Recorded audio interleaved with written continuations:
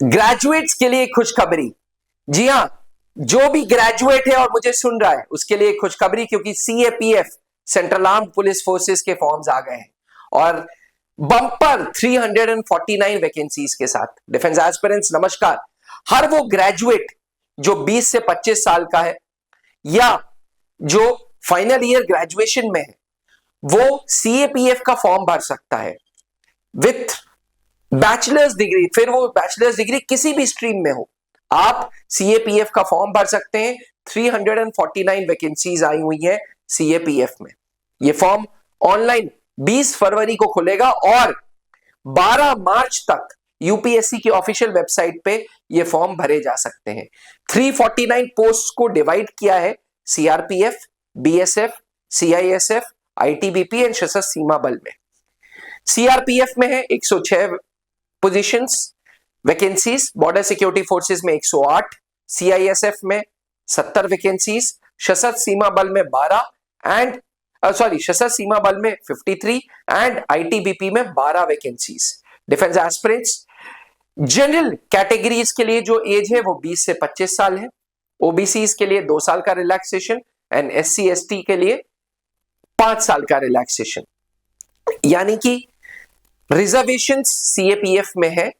General के लिए age criteria 20 से 25 साल, वहीं ओबीसी के लिए 20 से 27 साल एंड एससी एसटी के लिए 20 से 30 साल। सबसे पहले बात करते हैं फॉर्म प्रोसीजर की, फॉर्म कैसे भरा जाए। तो यूपीएससी की ऑफिशियल वेबसाइट पे आप जाएंगे www.upsc.gov.in। इस पे वन टाइम रजिस्ट्रेशन करना होगा, ओटीआर भी बोलते हैं। ये one time registration fake competitions को हटाने के लिए है।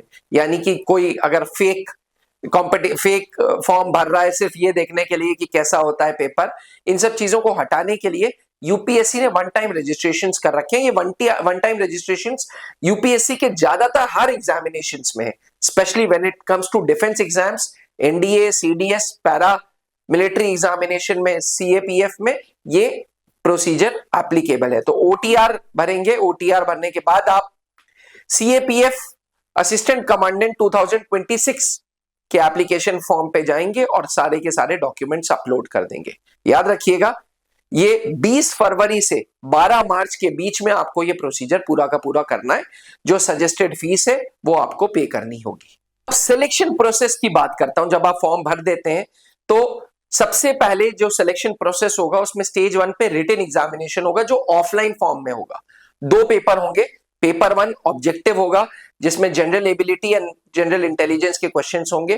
टोटल 2 घंटे का ये पेपर होगा, 250 मार्क्स का ये पेपर होगा। उसके बाद ब्रेक होगा, फिर पेपर 2 होगा जो रिटन फॉर्मेट में होता है, जिसमें general intelligence, English and comprehension के क्वेश्चंस होते हैं। 200 मार्क्स का ये पेपर, 3 घंटे का ये पेपर होगा। जब ये रिटन खत्म हो जाता है उसके बाद फिजिकल एफिशिएंसी टेस्ट होता है। उसी दिन नहीं होगा, महीने, 1.5 महीने, 2 महीने बाद पीईटी होगा। फिजिकल एफिशिएंसी टेस्ट के बाद आपका मेडिकल्स होगा और उसके बाद यूपीएससी दिल्ली में आपका personal interview and personality test होगा। इसमें मेडिकल्स को छोड़ के written, physical efficiency test and interview के मार्क्स जोड़ के मेरिट निकलती है और फिर आपको पता चलता है कि आपका सिलेक्शन हुआ या नहीं हुआ। फिजिकल एफिशिएंसी टेस्ट, कुछ लोग फिजिकल प्रोफिशिएंसी टेस्ट, पीएफटी भी बोलते हैं। पीएफटी में सबसे पहले हाइट नापी जाती है। मेल्स एंड फीमेल्स दोनों ये सीएपीएफ का फॉर्म भर सकते हैं। मेल्स के लिए हाइट चाहिए 165 सेंटीमीटर, वहीं फीमेल्स के लिए चाहिए 157 सेंटीमीटर। मिनिमम चेस्ट मेल्स के केस में 81 टू 86 सेंटीमीटर, फीमेल्स के केस में ऐसा कोई भी क्राइटेरिया नहीं है। अब सबसे पहले फिजिकल फिटनेस टेस्ट में 100 मीटर की रेस होगी। 100 मीटर की ये रेस लड़कों को 16 सेकंड्स में खत्म करनी है एंड फीमेल्स को 18 सेकंड्स में।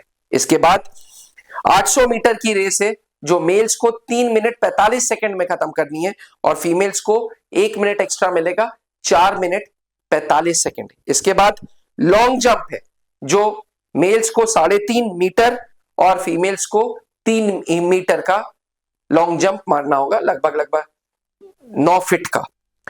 इसके बाद शॉर्ट पुट है 7.25 किलो का, 7.26 केजीज का। ये शॉर्ट पुट फीमेल्स के लिए नहीं है लेकिन मेल्स के लिए है एंड मिनिमम 4.5 मीटर तक ये शॉटपुट का गोला फेंकना होगा। पर एक ये भी र्यूमर चलता है कि एनसीसी कैडेट्स को सीएपीएफ में वेटेज मिलती है। इसमें कोई दो राय नहीं है कि एनसीसी कैडेट्स को थोड़ा सा प्रेफरेंस मिलता है, पर यह प्रेफरेंस इंटरव्यू के दौरान मिलता है। रिटन एग्जामिनेशन में, फिजिकल एफिशिएंसी टेस्ट में ऐसा कोई भी एनसीसी कैडेट्स को एडवांटेज नहीं मिलता। तो ग्रेजुएट्स, हर वो मेल एंड फीमेल जो 20 से 25 साल का है जनरल कैटेगरी के लिए, 20 से 27 साल ओबीसी एंड 20 से 30 साल एससी एसटी कैंडिडेट, चाहे वो फाइनल ईयर ग्रेजुएट ही क्यों ना हो, उसके लिए ये गोल्डन अपॉर्चुनिटी है 20 फरवरी से 12 मार्च की। 349 पोस्ट है, अपने आप में बम्पर पोस्ट है।